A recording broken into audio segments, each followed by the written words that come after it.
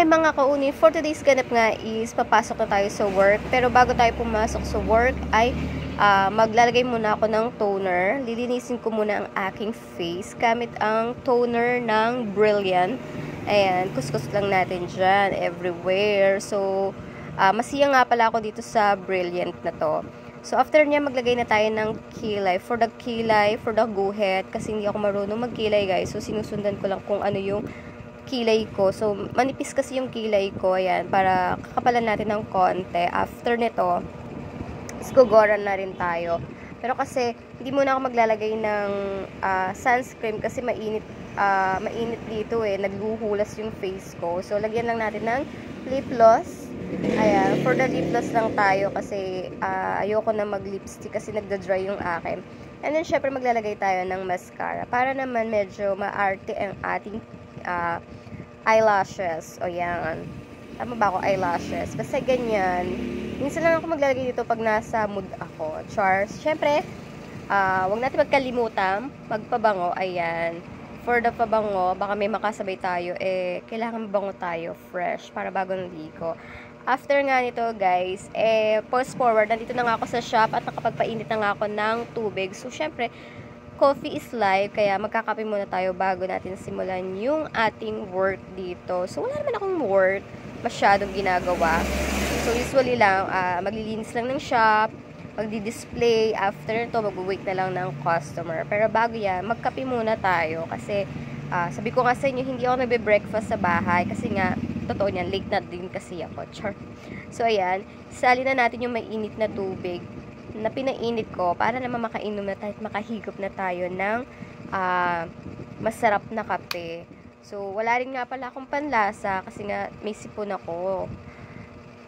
Wala, senior ko lang, charge. Pero, syempre, hindi pa rin natin tatapon yung balat kasi nga, after nga to, may customer na agad na nagpapalagay ng tempered. For the tempered na naman tayo ngayon. Okay lang naman, puro tempered ang ating customer ngayon kasi, buena mano na to sa unang araw ng ating pagbubukas para sunod-sunod ang ating customer, diba? So, kumuha lang ko ng thinner. Usually, guys, thinner yung pinanlilinis, ha? Wag yung tubig, wag alcohol kasi acid yan. So, makakasama yan sa cellphone nyo. Thinner lang yung gagamitin yung panlinis ng cellphone, guys. Kasi, pag hindi basa yung panlinis ko, kumukuha ko ng thinner, yun yung pinanlilinis ko dun sa screen ng cellphone para malinis siya. Kasi, minsan, yung mga panlinis na kasama ng tempered, dry. So, kailangan natin basa. Kaya, ginagamitan ko siya ng thinner. And then, after that, ilalagay na natin yung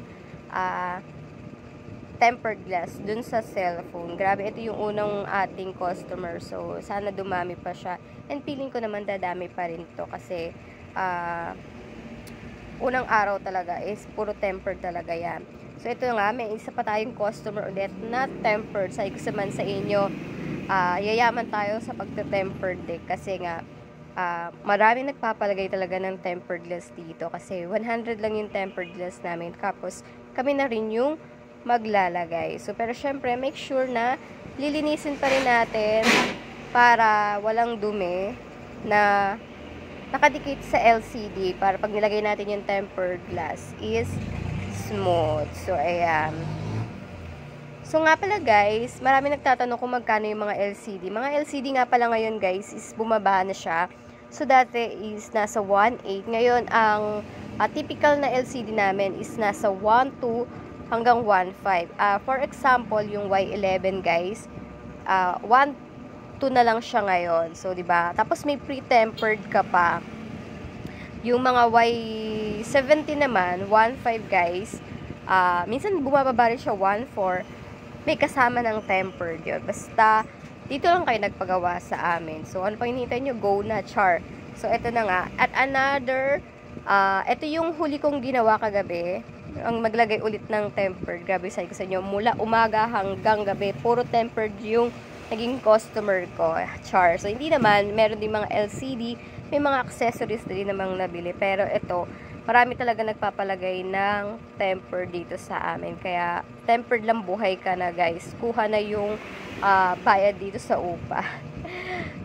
Pero nakakatuwa lang kasi nga, at least, maraming bumabalik na customer na nagpapalagay sa atin. Ibig sabihin, maganda tayo magserbisyo sa kanila. So, kala mo serbisyo, naglagay lang naman ng temperature. So, yun nga, guys. And, thank you for watching and please follow me.